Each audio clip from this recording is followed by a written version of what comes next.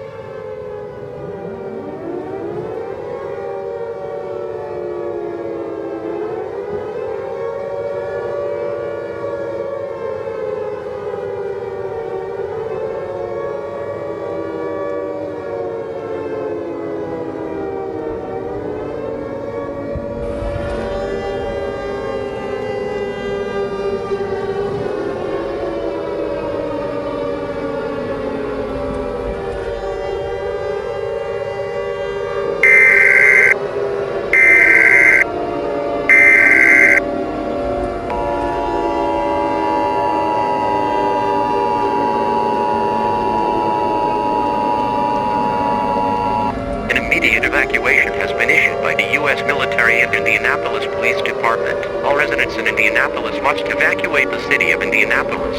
The unknown kaiju has just been confirmed. The kaiju is believed to be the Godzilla -1. The kaiju that recently attacked Japan a few days ago has just come to America and cannot be stopped. It can regenerate any shots fired and bombs. Residents are strongly advised to evacuate Indianapolis immediately. Bring the following supplies such as food, water, clothes, towels, anything for your evacuation. Stay tuned in for more information about this dangerous situation.